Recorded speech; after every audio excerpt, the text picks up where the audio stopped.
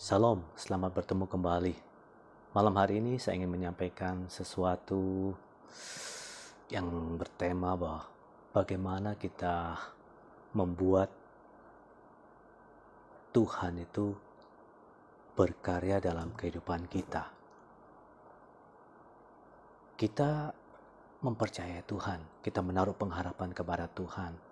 Tapi bagaimana menarik kuasa ilahi itu bisa bekerja dalam kehidupan kita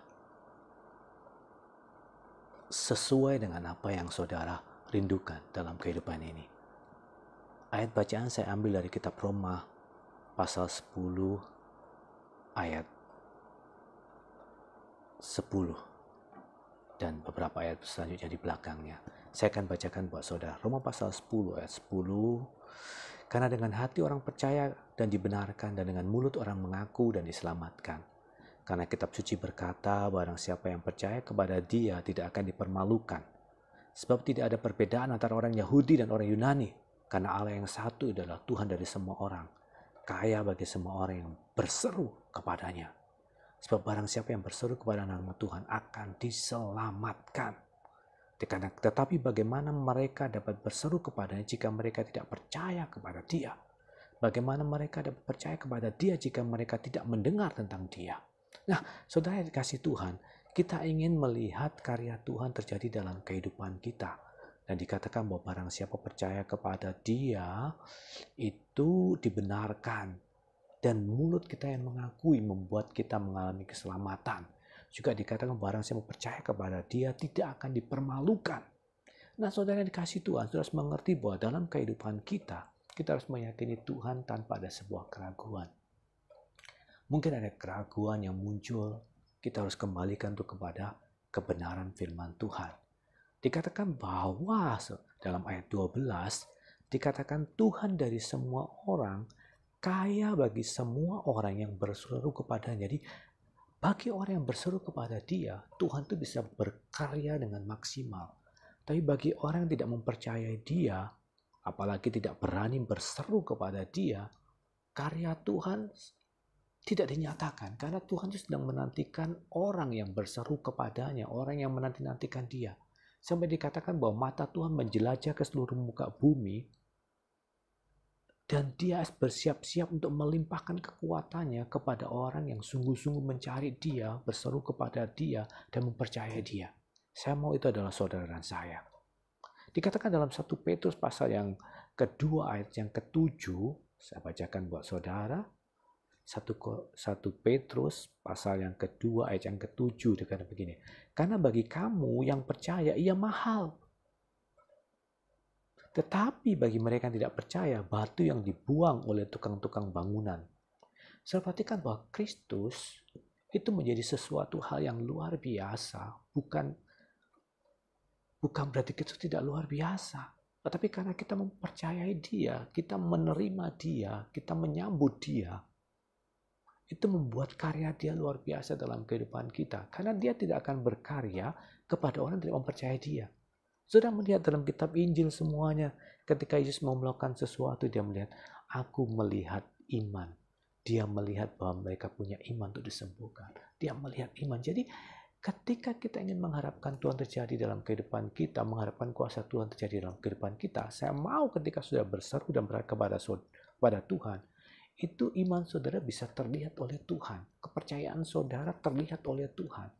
Saya mau ketika saudara mengharapkan Tuhan dan datang kepada Tuhan, Tuhan bisa menangkap kesungguhan saudara sehingga Dia bisa mengkreasikan sesuatu kepada saudara.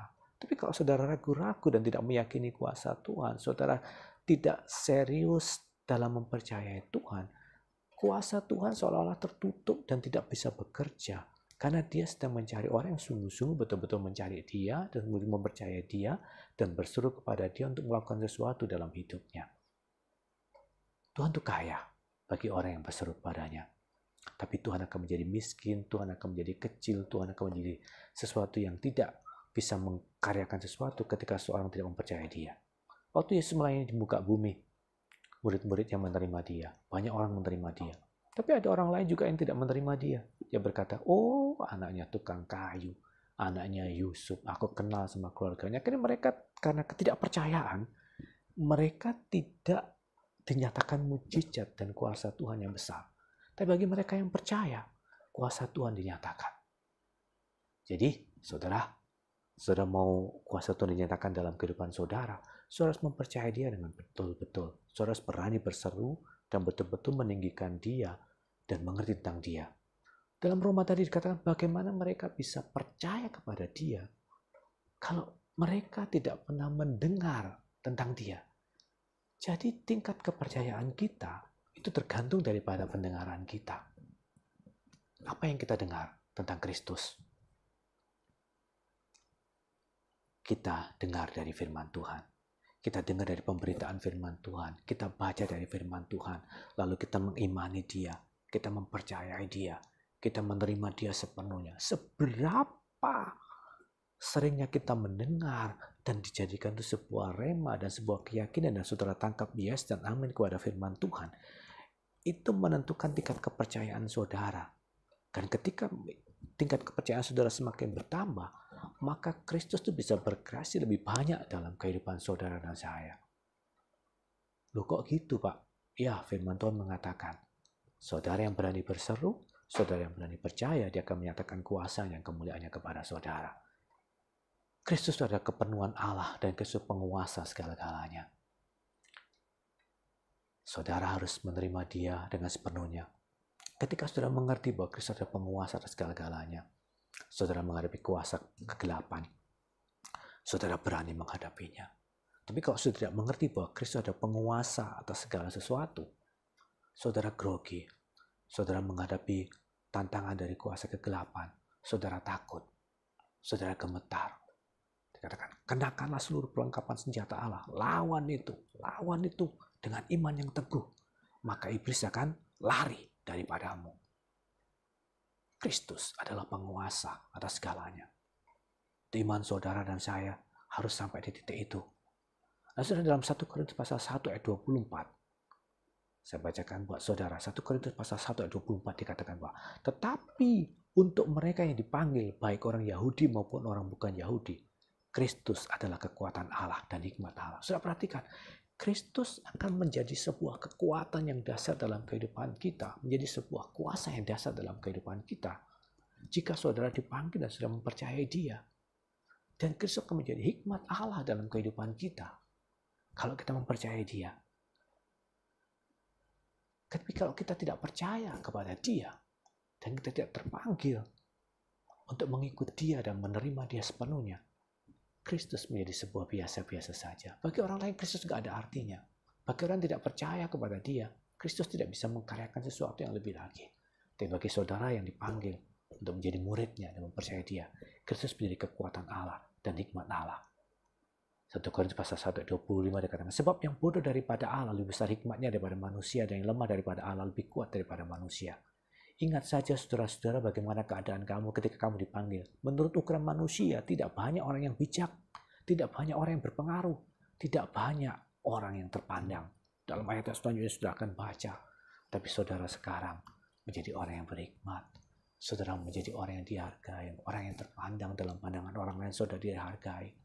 Saudara mendapat sebuah penghormatan, bukan karena saudara, tetapi karena ketika saudara mempercayai Kristus dan mengundang Kristus dalam kehidupan saudara, Kristus berkarya dalam kehidupan kita, sehingga kita mengalami Tuhan dalam kehidupan kita. Tapi sebaliknya orang yang tidak mempercayai bahwa Kristus adalah hikmat Tuhan dan kekuatan Tuhan, mereka tidak mengalami hal itu. Mereka selama menjadi kekristenan, mereka biasa saja. Tidak ada sebuah perubahan yang mencolok, bahkan mereka lemah.